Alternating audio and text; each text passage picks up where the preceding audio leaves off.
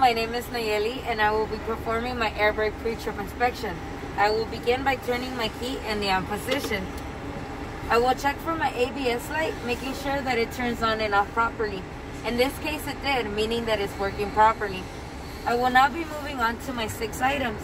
I will begin with my seatbelt, making sure that it's not worn or torn, that it buckles and unbuckles properly. I'll be leaving it on for the remaining of the test, and I'm also making sure that it's properly secured up here. I'm going to check my gear shifter, making sure that it's in the neutral position, it's not cracked or broken. My steering wheel, no more than 2 inches of play while turning on it, and it's not cracked or broken or missing any components. My spring brake knobs are completely pulled out or fully engaged, they're not cracked or broken. My clutch, no more than 2 inches of play while tapping on it, and my primary and secondary gauges are both reading below 80 psi. In this case it is. I will now go ahead and safe start my vehicle. Clutch in. Everything's pulled out and neutral. Key all the way on. I will release my clutch slowly. I'll begin with my cutout. For my cutout, I'm going to be accelerating between 1200 and 1500 RPMs. I'm going to keep it steady.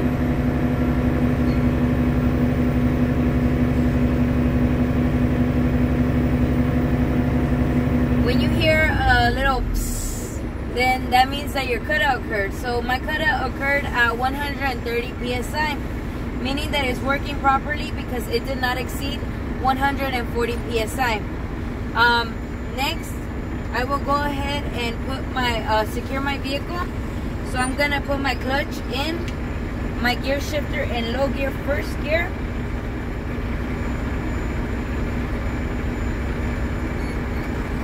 Okay, and I'm going to go ahead and begin with my applied air leakage test. So I'm gonna release my clutch, I'm gonna turn off my key, turn my key back on, release my clutch slowly, push in my brake knobs. For my applied air leakage test, I should not lose no more than 4 psi in 60 seconds.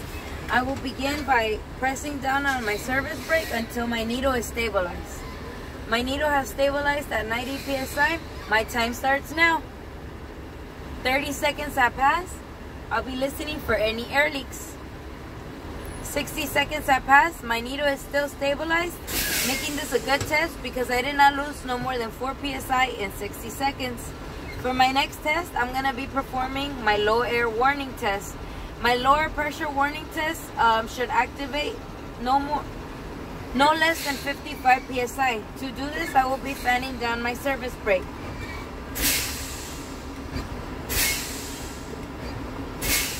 My lower pressure warning activated at 60 psi, meaning that it's working properly, making this a good test because it did not go below 55 psi. For my next test, I'm going to be doing my spring brake pop-out test. For this, my spring brakes should pop out between the ranges of 20 and 45. I will go ahead and fan down my service brake. My spring brakes popped out at 25 psi, making this a good test and meaning that my spring brakes are working properly because they did not exceed the ranges of 45 and 20 psi. I will go ahead and safe start my vehicle, clutch in, gear shifter in neutral, key on. I'll release my clutch slowly. I'm going to go ahead and accelerate between 1200 and 1500 RPMs to build max pressure.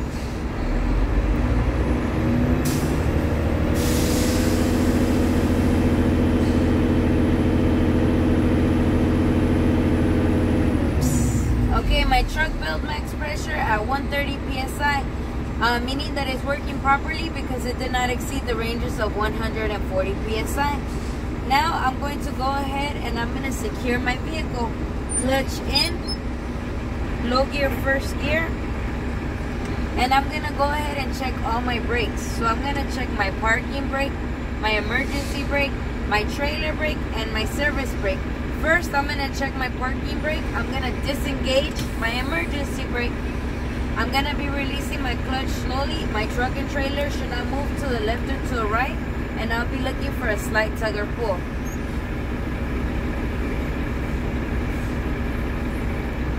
Right there. Alright, my truck and trailer did not move to the left or to the right, meaning that my parking brake is working properly. Next, I will go ahead and check my emergency brake. I'm going to go ahead and engage my emergency brake and then disengage my parking brake. I'm going to be releasing my clutch slowly again. My truck and trailer should not move to the left or to the right. I should feel a slight tug or pull.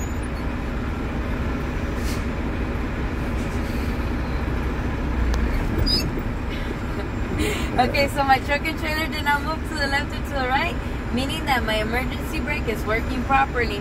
So now I'm going to go ahead and check my trailer brake. So I'm going to go under, I'm going to engage my trailer brake, and then I'm going to disengage my emergency brake. I'm going to go ahead and release my clutch slowly. My truck and trailer should not move to the left or to the right, and I'll be looking for a slight tug or pull. There we go. Alright, so my truck and trailer did not move to the left or to the right, meaning that my trailer brake is working properly. I will now go ahead and check my service brake. I'm going to engage my service brake, and then I'm going to disengage my trailer brake. For this test, I'm going to go ahead and hover over the wheel. My truck and trailer should not go to the left or to the right. I will go no more than 5 miles per hour and no more than 5 feet in case there is another truck or a pedestrian in front of me.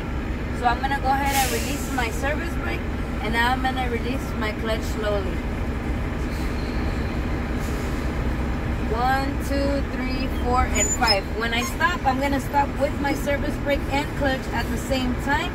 My truck and trailer did not move to the left or to the right, meaning that my service brake is working properly and is well aligned. Now I'm going to go ahead and I'm going to secure my vehicle. I'm going to put my gear shifter in the neutral position. I'm going to pull out both of my brake knobs. I'll release my service brake, my clutch, and I will go ahead and turn off my vehicle. And that completes my air brake pre-trip inspection.